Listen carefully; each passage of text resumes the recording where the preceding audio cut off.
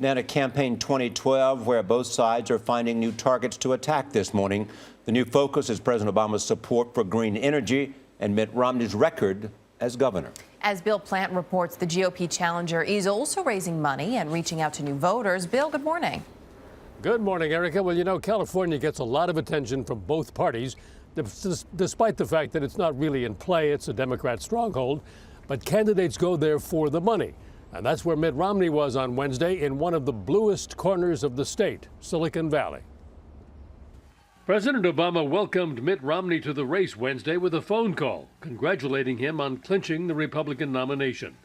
The president discussed mentioned how he looks forward to what he believes is a very important debate that will be engaged during this campaign. With the nomination now locked down, Romney pivoted to a new phase of the campaign, introducing himself to the American public at large in an interview with Fox News. People will get to know me better. My guess is they're going to get to know more about me than they'd like to by the time we're finished.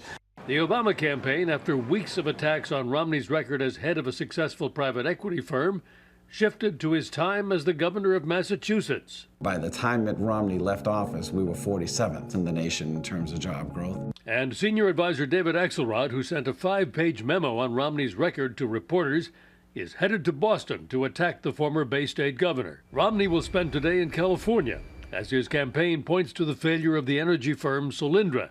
You've heard of Solyndra. They took $535 million in taxpayer loan guarantees and went bankrupt. Well, here in Washington today, Democrats and Republicans are actually going to get to practice the politics of civility, which they wish for in these partisan days, or say they do anyway. Former President George W. Bush and his father, former President George H.W. Bush, will both be here for the unveiling of the younger Bush's official portrait. Never mind that President Obama has been blaming what he calls the failed policies of the Bush years.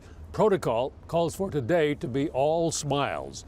And anyway, according to historians, most of the men who've had the top job actually do wind up liking one another. Charlie, Bill, Thank you so much.